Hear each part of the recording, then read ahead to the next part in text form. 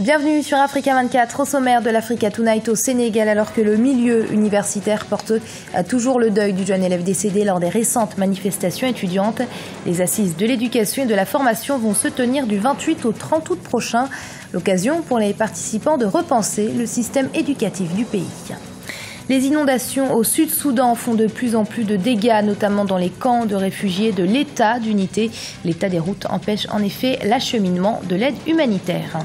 Et focus à la fin de ce journal sur le Festival international du film amateur de Kelibia en Tunisie, une compétition qui est aussi l'occasion pour les organisateurs de sensibiliser les Tunisiens sur l'impact que peut avoir le cinéma sur la société.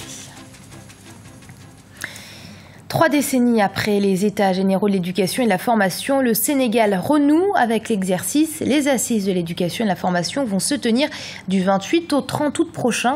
Des concertations qui s'inscrivent dans un contexte particulier au lendemain de manifestations universitaires qui ont coûté la vie à un étudiant. Le point avec Florencia Saint-Poré. Le Sénégal se prépare à organiser les prochaines assises de l'éducation et de la formation du 28 au 30 août 2014 à Dakar au Sénégal. Un événement majeur qui intervient 30 ans après les États généraux de l'éducation sénégalaise. Selon les organisateurs, cet événement s'inscrit dans l'objectif de doter le pays d'un système éducatif optimal. Pourtant, avec la disparition de l'étudiant sénégalais Bassirou Faye lors d'une manifestation à l'université Cheikh Anta Diop à Dakar, le contexte sociopolitique semble ne plus se prêter aux réformes éducatives dans le pays. Pour le moment, il y a quand même vraiment un travail qui a été fait par les professeurs, les membres de cette commission nationale.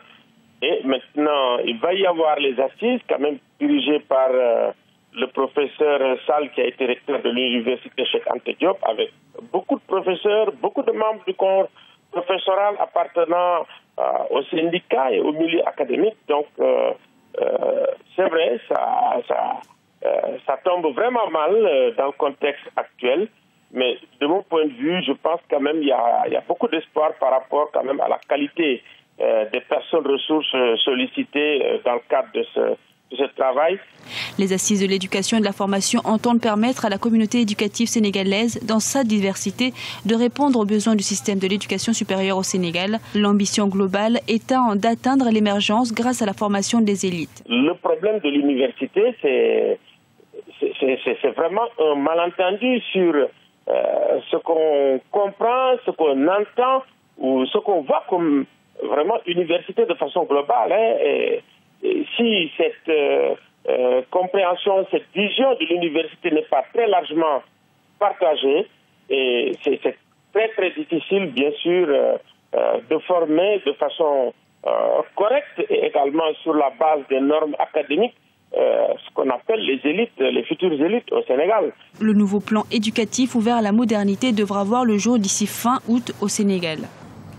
Dans le reste de l'actualité, le 4e sommet de la Commission de l'océan Indien se tiendra le 23 août à Moroni, aux Comores, en présence des responsables de la sous-région, mais aussi de ceux des pays partenaires. Le thème retenu cette année, l'Indiano-Océanie a un avenir à bâtir ensemble. Objectif affiché par les pays participants, impulser une véritable coopération régionale. Les milliers de personnes qui ont fui le conflit au Sud-Soudan vivent dans des conditions précaires dans les camps de réfugiés, notamment ceux de Bentiu. Les fortes pluies ont en effet provoqué de vives inondations dans la région, conséquence des conditions sanitaires inquiétantes et un acheminement de l'aide humanitaire très difficile. Aminata Diak. La situation humanitaire au Sud-Soudan s'est considérablement détériorée à la suite des inondations dans plusieurs villes, notamment à Bentiu, la capitale de l'État d'unité. Des milliers de personnes déplacées vivent dans des conditions précaires. Et depuis le début de la saison des pluies, l'acheminement de l'aide humanitaire est difficile en raison du mauvais état des routes.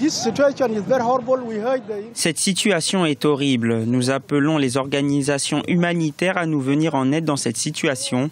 Tout le monde en souffre. Nous n'avons plus de lits, nous n'avons rien, nous n'avons plus d'abri.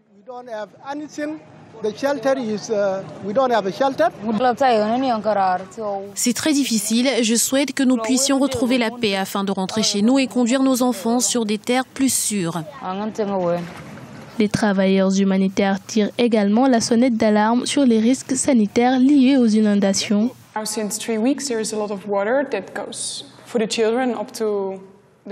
Depuis 3 semaines, les enfants du camp ont de l'eau jusqu'à la poitrine et les adultes jusqu'aux genoux. C'est pour cette raison qu'ils construisent beaucoup de petites digues dans les camps afin de rester au sec à l'intérieur de leur maison.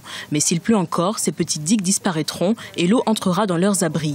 Les conséquences directes sont l'apparition de maladies telles que la diarrhée et d'autres maladies d'origine hydrique, ainsi que le paludisme qui gagnera du terrain. Le Sud-Soudan est au bord d'une catastrophe humanitaire causée par la poursuite du conflit interne opposant forces gouvernementales et rebelles. Plus d'1 million de personnes ont fui leur foyer et plus de 400 000 autres ont quitté le pays.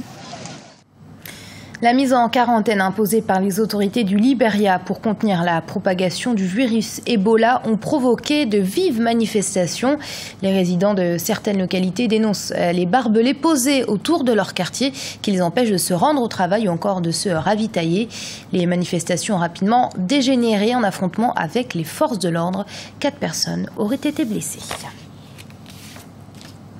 Le coup d'envoi du Festival international du film amateur de Kelibia en Tunisie a été donné ce 17 août et prendra fin ce dimanche. Berceau de la plupart des cinéastes tunisiens, le FIFAC, créé en 1964, célèbre cette année ses 50 ans d'existence. Projection de films, ateliers et débats, autant de manifestations qui permettront à l'industrie cinématographique de la Tunisie de découvrir les talents de demain. Flore Onissa. Pour cette nouvelle édition, la compétition internationale du FIFAC, le Festival international du film amateur de Kelibia, rassemble 46 films, dont 5 tunisiens. La compétition nationale, elle, regroupe 23 films produits localement.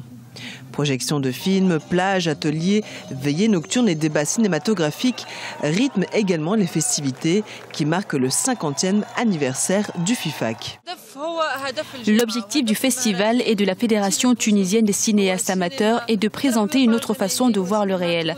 Nous voulons offrir un cinéma ouvert à tous et faire prendre conscience que toute personne qui veut exprimer une idée peut le faire à travers le cinéma. Berceau de la majorité des cinéastes et techniciens de la scène tunisienne, le festival est un lieu incontournable de découverte de nouveaux talents. Malgré la renommée internationale du FIFAC, les festivaliers dénoncent l'absence d'aide pour soutenir la production d'œuvres cinématographiques en Tunisie. Nous ne manquons pas de talent, mais les moyens de production sont limités. Notre principal problème, c'est le matériel. Même au sein de la Fédération tunisienne des cinéastes amateurs, il y a un manque de moyens matériels. Même si le milieu cinématographique regrette le manque de moyens financiers, chaque année, de nombreux jeunes cinéastes se lancent dans l'aventure du 7e art et présentent leurs productions. Ce festival, c'est une chance énorme pour les cinéastes débutants. Ici, on peut dire ce qu'on ressent en images et on peut s'exprimer en toute liberté. Pour les 50 ans du FIFAC, une soirée hommage sera animée le 22 août par un concert musical et la projection de films. Des débats et rencontres autour de films projetés ainsi que des compétitions sont organisées en marge du festival, à la Maison de la Culture et à l'école de pêche de la région de Kelibia. Et c'est la fin de ce journal. Merci de l'avoir suivi. Restez sur Africa 24. L'info continue.